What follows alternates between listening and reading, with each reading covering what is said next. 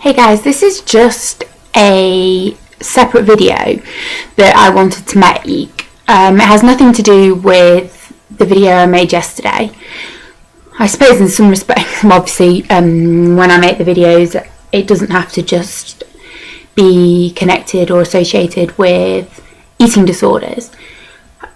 I wanted to make a video today because it's Self-Harm Awareness Day. It's March 1st. And what people have been doing are drawing things like butterflies, keep fighting.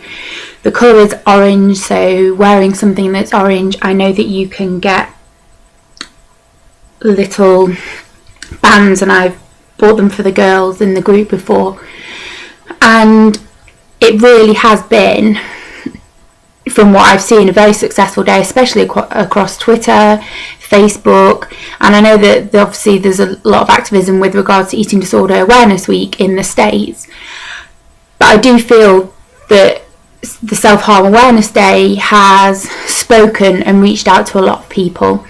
I also think that it's been made clear just how many people struggle with self-harm. Self-harm rarely exists in isolation, and it's like eating disorders and anything else, drug abuse, alcoholism. They very rarely sit with themselves, so you would not necessarily just find a person who has purely an eating disorder. A large number of those people, certainly personally, the people I've come across, also struggle with self-harm, social anxiety disorders, severe depressions, bipolar, borderline personality disorder. They may drink, they may use drugs, and we can see self-harm as any of those things. We can see self-harm as our eating disorder by binging and purging and starving, because it's a means of attacking the body. And there was a very cool picture that was put up, and it's on Twitter, and I'm trying to think what it was, and it was to do with basically not letting your mind beat up your body, and so that can be taken on very, numerous levels. And I like that for eating disorders, I like that for self-harm, because it's to do with attacking the body. What I specifically wanted to focus on today, and it's not to cut off any other means of self-harming, but maybe to think about the different types of self-harm. What I'm going to go from, and it does not mean that whatever you're doing isn't self-harm, but I want to discuss my personal experiences. It's been a really long time since I spoke about self-harm. I haven't spoken about it because there hasn't really been anything to say about it. It's the same with my eating disorder, and I guess when I make the videos for the channel, I do bring in my experiences with my eating disorder, and I've become completely fluent and in being able to discuss my eating disorder. I've become very well versed in discussing my past, the things that I've been through, my recovery. And I was thinking back today to March the 1st, and I have a piece of writing which I wanted to get you actually. I'm going to turn this way because I don't have an editor on here yet, and what I'm going to do is I'm going to get you a piece of writing. I'm pretty confident I know where it is, that I made on March the 1st. Oh god, I'm so sorry about what I'm wearing. Hang on. Right, here we go. Okay, these are old journals. Here, look, I thought I knew where it was. Okay, so on March the 1st, 2004, I started my recovery at the beginning of 2004. I had discharged myself against medical advice from the hospital. I came home and I was basically told I get my shit together or I get out. And I kind of giggled and laughed and all the rest of it. And then I kind of realised after about 3 days that my mum was being serious, that she would literally just take me to the hospital. And so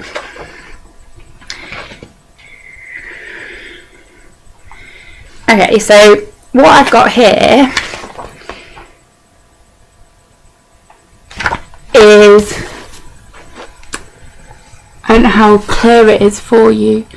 We've got here March 1st, 2004, Self-Harm Awareness Day.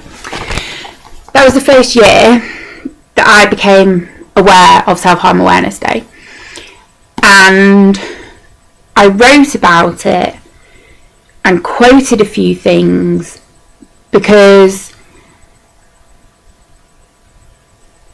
I wanted to connect myself to it because I had experienced it so much. And here's what I wrote. Okay, self-injury, show some heart, you are not the only one. Don't know what campaign this was. It might have been to Write Love on Their Arms, which look up. We are male and female.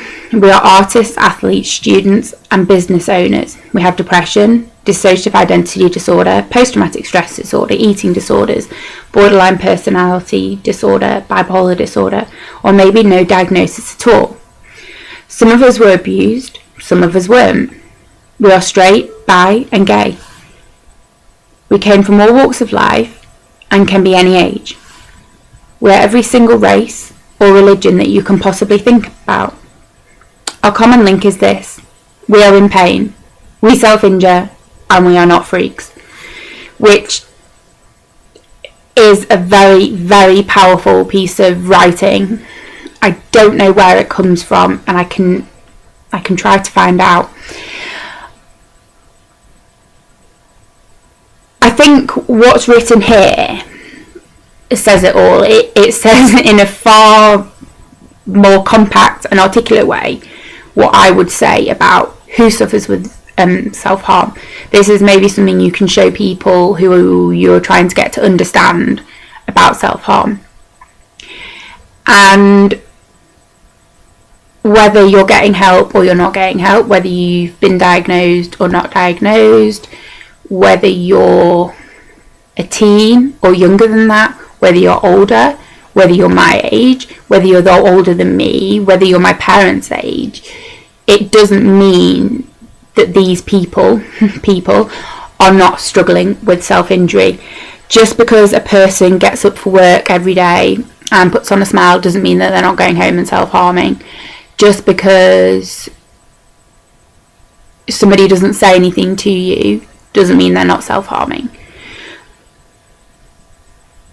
I've got down here 3 quotes that I wrote after, and I put, smiling is only a symptom of happiness and can be fake. Don't expect that everyone who smiles is happy. The cruelest lies are often told in secret. Nothing makes us lonely as our secrets. Okay. I'm going to read what I wrote from March 2nd. I don't know what I've put, so it's going to be quite... If there's something there I don't want you to know, you're going to know. So this is me opening my heart to you with my experiences of trying to stop self-harming, okay? You know, so unbelievably hard as this is, as much as I hate it, as much as I want to run from it and keep on, I know I finally know I want to be free at some stage, that I have to actually do this. It feels like more punishing, torturous and suffering inducing than doing what I was doing to myself before. I'm facing all of this front on and it's frightening. I've spent days now feeling empty, if that's even a feeling. A physical sensation whereby hollow, empty and nothingness describes that. I long for something to fill this. Only now, through letting go of what I have done in the past, is allowing me to see this. I was unaware until I stopped. I now know all the starving and hurting and self-harming was me trying to fill this void and searching for that. I have to live with this for now and not resort to those means. As unbearable as it is, I will never find anything but those ways unless I give it up for a time. For life perhaps to let other things come in. If I kept on, anything I do would always be blocked because something was there. That something, however, is something that was killing me.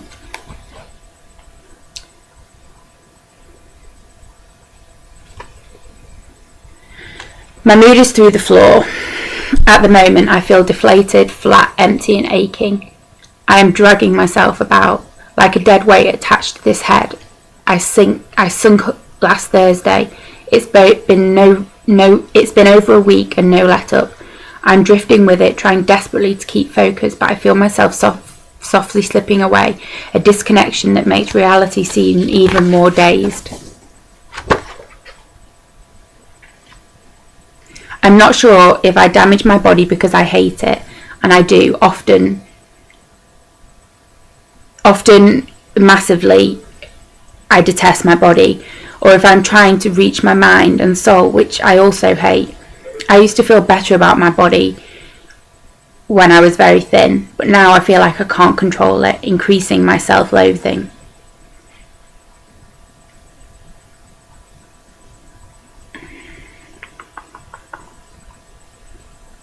I'm just trying to, because I don't want anything to be too triggering, because some of this will be triggering that I'm writing here, because it's about my eating disorder and I'm not willing to do that. Okay, so there we go. They were the first few days in which I tried to stop self-harming. I have not. It will now have been 9 years. 9 years since that. I have self-harmed in between that.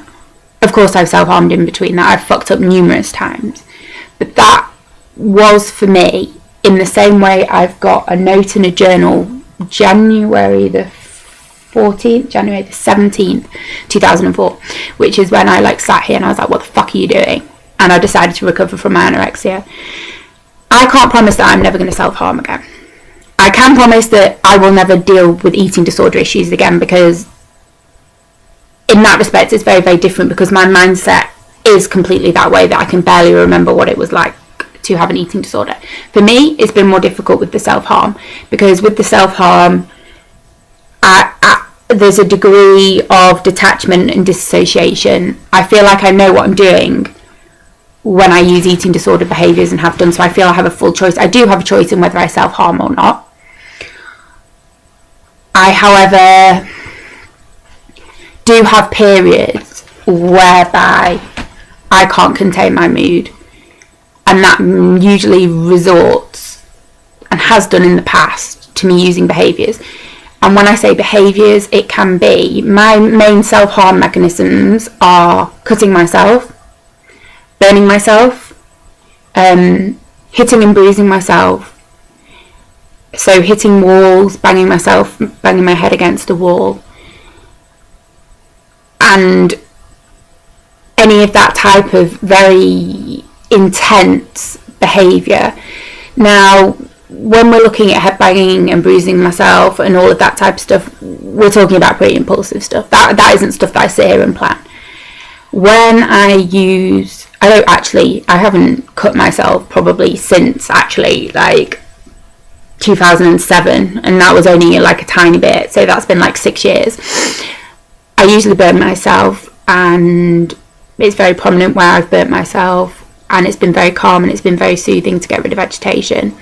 And this is the reality that you're dealing with, and for you to move on, you have to allow yourself to be with that, because that's the only way you get through it and not have to use that behaviour. And this video has gone on for 14 minutes, so I'm going to have to go. There's so much I could say now that I've gone into the flow with it, but you have to allow yourself to be as unbearable as it is. Like I wrote in that diary, it almost feels like I'm punishing myself more by not self-harming because of how painful it is, but it does get better.